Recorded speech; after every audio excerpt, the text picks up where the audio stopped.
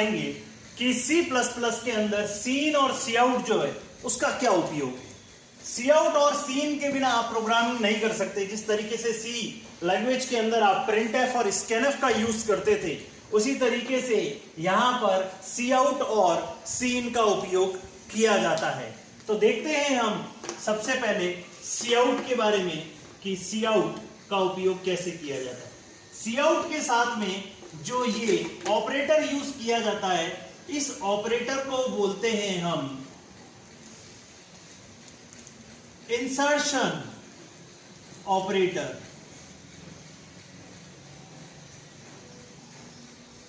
कुछ लोग इसे लेफ्ट शिफ्ट भी बोलते हैं। सी आउट का उपयोग बेसिकली किया जाता है किसी भी मैसेज या फिर स्ट्रिंग को प्रिंट करवाने के लिए। अगर आप कोई भी line means group of characters, अक्षरों का समूह, शब्दों का समूह, जिसे स्ट्रिंग कहते हैं, उसे हम अपनी भाषा में मैसेज भी बोल सकते हैं। तो हम ऐसा समझ सकते हैं कि किसी भी एक्चुअल परिभाषा तो यही है कि स्ट्रिंग को प्रिंट कराने के लिए किया जाता है। या फिर एक चीज और है, आउटपुट वेरिएबल की वैल्यू कंसोल पर प्रदर्शित करने हेतु। कंसोल क्या होता है? कंसोल आपकी आउटपुट स्क्रीन होती है, जिस स्क्रीन पर आपका आउटपुट आता है। तो कोई भी एक वेरिएबल है, अगर उसकी वैल्यू अगर आप कंसोल पर दर्शाना चाहते हैं तो आप सी आउट का उपयोग करेंगे।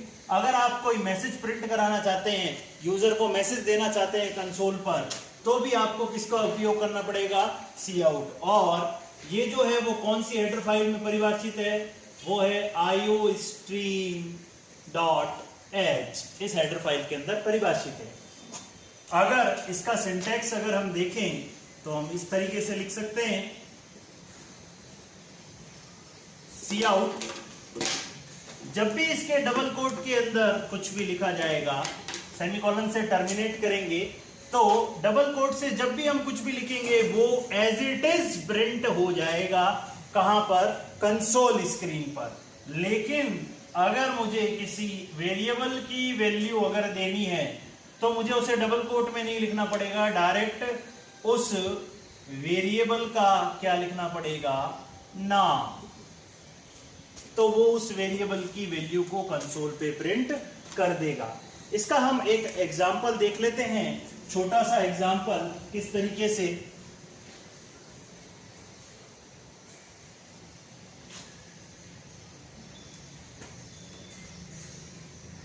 जब भी मैं प्रोग्राम लिखता हूं तो वॉइड मेन के अंदर ही लिखता हूं। अभी मैं क्लास एंड ऑब्जेक्ट का उपयोग नहीं कर रहा हूं, 9th लेसन से करूंगा।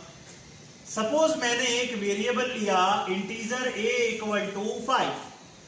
क्लियर?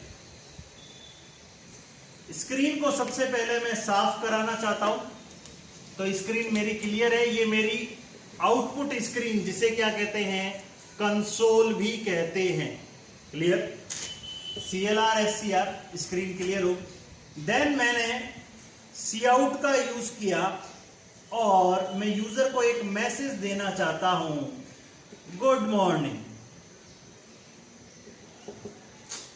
तो ये मैसेज हूबहू प्रिंट होगा। फिर मैं ए की वैल्यू प्रिंट कराना चाहता हूं तो वो डबल कोट में नहीं लिखी जाएगी, गेट ch। तो देखिए, मैं कंपाइलर बन जाता हूं। अब जिस तरीके से कंपाइलर इसको रन करता है, मैं इसको रन करता हूं, इसे ड्राई रन कहते हैं। तो सबसे पहले कंपाइलर इस लाइन पे आएगा, इंटीजर a एक वेरिएबल है जिसका प्रारंभिक मान 5 है, और वो कैसी संख्या ले सकता है? बिना दशमलव की संख्या। मेमोरी में कितने बाइट का स्थान घेरेगा? 2 बाइट का स्थान घेरेगा। CLR SCR स्क्रीन आपकी क्लियर होगी। ये देखो, आउटपुट स्क्रीन आपकी पूरी क्लियर हो चुकी है। जैसे ही कंट्रोल इस पर गया और स्क्रीन क्लियर हो गई। अगर आपने CLR SCR नीचे लगाया होता तो फिर क्या होता? तो सी आउट का जब यूज होता तो सी आउट के डबल कोट में जो भी लिखा जाता है उसे स्ट्रिंग कहते हैं या मैसेज, वो एज इट इज प्रिंट हो जाता। तो तो जैसे अभी यहां पर जो आपने गुड मॉर्निंग लिखा है वो एज इट इज आएगा। अगर गुड का जी छोटा लिखा है तो छोटा ही आएगा, क्योंकि कंसोल पे जो आंसर आ रहा है वो जो आपने यहाँ प्रोग्रामिंग में सोर्स कोड लिखा है उसी के आधार पर आ रहा है। क्लियर? अगर CLR SCR नीचे लगा होता तो गुड मॉर्निंग पहले प्रिंट होता, फिर वो क्लियर हो जाता तीसरी लाइन में CLR SCR की वजह से। सी आउट ए की वैल्यू, तो मैंने आपको बताया सी आउट का उपयोग बेसिकली मैसेज प्रिंट करने के लिए, तो मैसेज को डबल कोट में लिखना पड़ता है। बेसिकली मैसेज नहीं होता, वो स्ट्रिंग होती है और स्ट्रिंग हमेशा डबल कोट में लिखी जाती है। और ए की वैल्यू अगर आपको प्रिंट करानी है तो उसे डबल कोट में नहीं लिखना पड़ेगा, तो वो डायरेक्ट ए की वैल्यू सी आउट ए, तो ए की वैल्यू प्रिंट करेगा।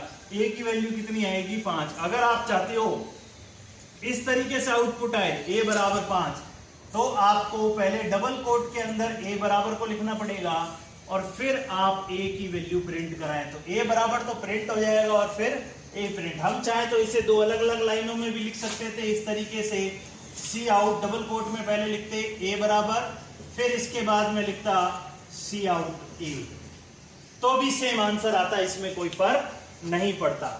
अब इसी के साथ साथ हम सीन को भी देख लेते हैं कि सीन किस तरीके से काम करता है। तो सीन की डेफिनेशन ये कहती है कि जब भी मुझे यूजर से कोई भी इनपुट लेना है, याद रखें यूजर से, अगर मैंने direct value they the a = 5, तो ये वैल्यू बेसिकली मैंने इनिशियलाइज कर रखी है, लेकिन मैं रन टाइम पर यूजर से अगर कोई वैल्यू लेना चाहता हूं, रन टाइम पे मतलब जैसे ही प्रोग्राम कंपाइल करेंगे, रन करने के बाद कंसोल पे आना चाहिए, please enter the value of a, b, c, किसी का मान दे जो वेरिएबल आपने डिक्लेयर किए हैं। तो सीन का जो बेसिकली यूज किया जाता है वो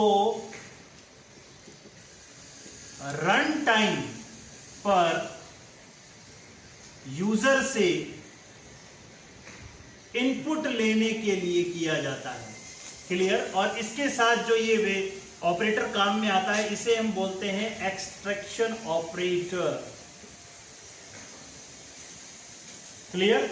इसका सिंटैक्स कुछ नहीं है, अगर देखें तो सिंपल सा सिंटैक्स है, सीन का यूज करें। अगर आपको सीन ए लिखा है, इसका मतलब जो भी आप वैल्यू कंसोल पे देंगे वो किस में जाएगी? ए में। तो सिंटैक्स क्या कहेगा? जो भी वेरिएबल लिख रहे हैं उस वेरिएबल का नाम, इस तरीके से इसका सिंटैक्स है। तो यूजर से जो भी आपको वैल्यू लेनी है और जिस वेरिएबल में स्टोर करानी है वो आप इसमें डिक्लेयर कर सकते हैं। इसको हम उदाहरण से समझते हैं, एक प्रोग्राम देखते हैं हम वापस। जैसे मैंने लिखा void main। अब मैं क्या करना चाहता हूं? मैं दो संख्याओं का सम करना चाहता हूं, a, b और c, तीन वेरिएबल मैंने ले लिए, तीनों के तीनों मैंने बोला इंटीजर। ये मुझ पर डिपेंड करेगा कि मैं इंटीजर लेना चाहता हूं या फ्लोट। CLR SCR मैं चाहता हूं सबसे पहले स्क्रीन साफ हो जाए, कुछ भी आउटपुट आने से पहले। तो स्क्रीन क्लियर हो गई आपकी। फिर अब जब ब्लैंक स्क्रीन आएगी, तो ब्लैंक स्क्रीन पर अगर मैं चाहूं तो ऐसी भी वैल्यू दे सकता हूं, b = 5, a = 10 और फिर फॉर्मूला लगा दूं तो डायरेक्ट भी जुड़ सकता है। लेकिन मैं यूजर से इनपुट लेना चाहता हूं रन टाइम पर, तो मुझे यूजर को इस स्क्रीन पे एक मैसेज देना पड़ेगा, और वो मैसेज किसकी सहायता से दिया जाएगा? सी आउट की सहायता से। अभी आपने पढ़ा कि अगर मैसेज देना है तो सी आउट का प्रयोग होगा। पढ़ हम सी इन में, लेकिन सी इन डायरेक्टली काम आ सकता है, बट सी आउट यूज करेंगे तो आपको मैसेज दिखेगा और आप समझ पाएंगे कि वो आपसे क्या मांग रहा है। अदरवाइज आप वैल्यू देंगे तो वो डायरेक्टली चली जाएगी। तो सी आउट से अगर मैं वैल्यू देने के लिए अगर लिखता हूं एक message, enter the value of a, b, तो ये मैसेज यहां पर लिखा हुआ है enter the value of a, b। इसका मतलब वो a और b का मान मांगना चाहता है। तो जैसे ही सपोज मैंने 10 और 20 दिया, तो ये 10 और 20 किसकी वैल्यू हुई? ये सी इन डिसाइड करेगा। जब पहले a लिखा तो 10 किसको मिला? a को। बाद में b लिखा तो 20 किसको मिला? b को। अगर b पहले लिखते हैं तो 10 वैल्यू किसकी होती? b की। मैं चाहता था दोनों को अलग अलग भी लिख सकता हूं और एक साथ भी। अब मैंने फॉर्मूला लगा दिया c = a + b, a और b का मान जुड़ गया 10 और 20, आंसर कितना हो गया? c का 30। अब मुझे आउटपुट में भी प्रिंट कराना है, तो मैंने आपको पहले ही बोला आउटपुट प्रिंट कराने के लिए सी आउट का ही आप उपयोग करेंगे। तो आउटपुट कैसे प्रिंट कराएंगे? Sum of a, b is equal, इतनी तो लाइन प्रिंट होनी चाहिए, तो इतनी लाइन आपकी ये प्रिंट होगी। इसके बाद आपको किसकी वैल्यू प्रिंट करानी है? सी की, तो इसके बाद जो भी वैल्यू आएगी वो सी की कितनी आ जाएगी 30। जो भी आउटपुट आया उसे स्क्रीन पर रोकना है, तो किसका यूज करेंगे गेट ch। तो इस तरीके से सीन का उपयोग रन टाइम पर जो वैल्यू हम ले रहे हैं वो वैल्यू उन वेरिएबल्स में भेजेंगे किसकी सहायता से, सीन से। तो रन टाइम पर यूजर से इनपुट लेने के लिए सीन का उपयोग किया जाता है। Thank you.